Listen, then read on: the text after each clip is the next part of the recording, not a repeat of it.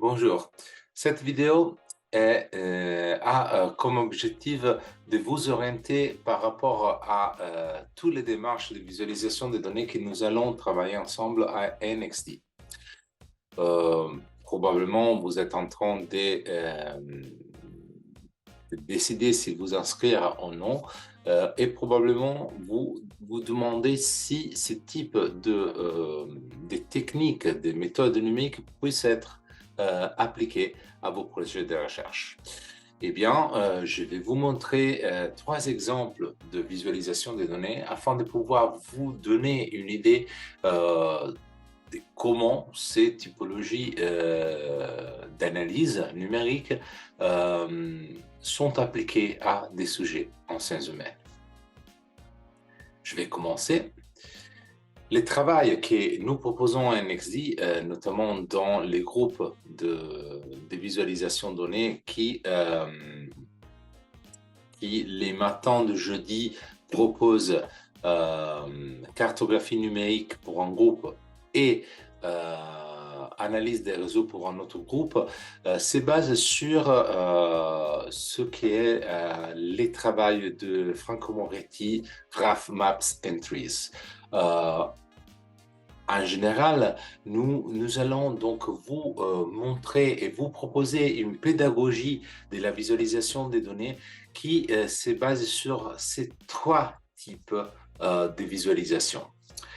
En ce qui concerne les graphes, juste pour vous montrer un exemple, je vous propose de regarder un peu plus de près une recherche que j'ai conduite en 2017 autour d'un illustrateur vénézuélien qui travaille en Espagne, qui s'appelle Eneco de las Heras Leyazola, et qui en fait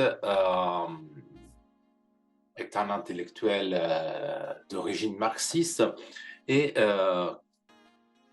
comme vous pouvez voir ici, vous avez des exemples de ces dessins, propose une vision du monde qui est assez critique par rapport aux actualités, par rapport aux changements politiques, par rapport au changement climatique, à la thématique de la violence des genres, à tout ce qui est aussi guerre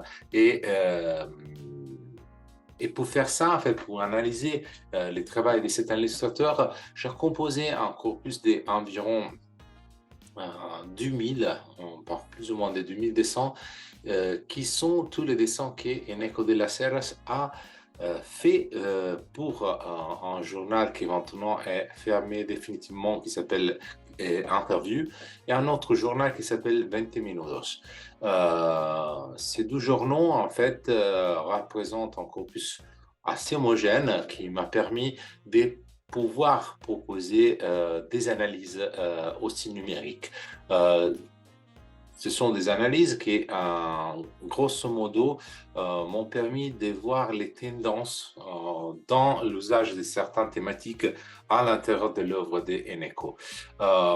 Donc, moi-même, personnellement, j'ai décidé, en regardant et en analysant les dessins, quelles étaient les thématiques les plus répandues au sein de son travail intellectuel, et j'ai divisé donc à l'intérieur d'un jeu de données personnellement les thématiques. Ce sont des thématiques que je vais vous montrer dans un instant, comme par exemple la guerre, comme je vous disais, la question des genres, la politique, l'économie. Eh bien, j'ai proposé sur la base de ça et sur l'analyse de ces grands jeux de données qui a créé moi-même, une division entre ce qui sont les dessins que j'ai pu géoréférencer concernant la politique et de l'autre côté de l'économie. En gros, ce qui ressort de ces analyses et qui est vraiment intéressant, je n'aurais pas pu faire autrement, c'est qu'effectivement, comme vous voyez, en fait, on s'attendrait de la partie d'un un intellectuel gauchiste sud-américain que la critique anticapitaliste et politique c'est soit plus penché vers les États-Unis, par rapport à tous des supports d'analyse culturelle qui sont typiques et qui font partie des cultural studies. Euh, mais comme vous pouvez voir, en fait, c'est assez évident que sur les côtés Europe se trouve une bonne partie des dessins des critiques à la politique et à l'économie. Et c'est là, ça démontre et ça montre qu'effectivement, suite à ce qu'ils ont été les politiques d'austérité, Eneco, comme d'autres intellectuels marxistes, ils ont commencé à retourner et à concentrer la polémique, la critique politique vers les institutions européennes qui, selon bien sûr Eneco, comme d'autres, sont responsables des désastres sociaux au niveau de politique de welfare, par exemple. Donc, et voilà, je vais vous parler des graphes. J'ai pu, grâce à ces jeux de données que j'ai créés et des jeux de données qu'on verra aussi de près si vous amenez vos données à NXT, j'ai pu créer des lignes de tendance qui, comme vous pouvez voir, ont sur la gauche les thématiques typiques de sa production que j'ai moi personnellement saisi à l'intérieur du jeu de données et les années. Donc, comme vous pouvez voir, par exemple, le sexisme est une thématique qui est très répandue, surtout à partir de 2014, et qui remonte très rapidement après les 2015. Vous pouvez voir, par exemple, l'exemple d'Iglesia, qui est la critique vers l'Église catholique, et en fait qui est très, très répandue jusqu'au moment, effectivement, et ça c'est assez intéressant à remarquer, qui est très répandu jusqu'au moment qui, s'efface en fait les changements des papes et que pape François devient le nouveau pape. Donc en mitigeant un peu la position des Eneco vers les critiques qui sont bien sûr visées au scandale de la pédophilie.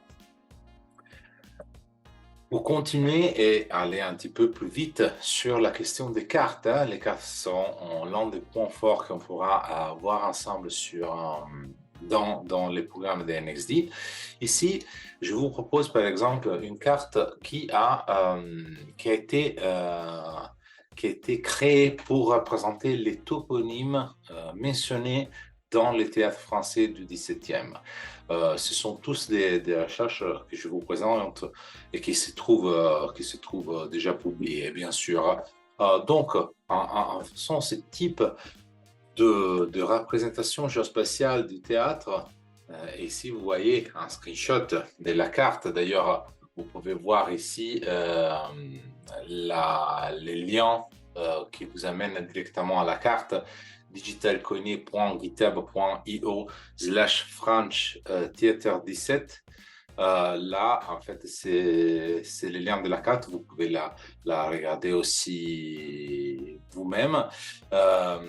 Cette carte qui représente les théâtres français, il est très intéressante parce que, comme vous pouvez voir ici, j'ai mis les commentaires comédie versus tragedy parce que ce que vous voyez sur vos yeux maintenant, c'est comment la carte grâce à la carte est possible de visualiser où se concentre la majorité des lieux cités par les théâtres français du XVIIe, en vert pour la tragédie et en rouge pour la comédie.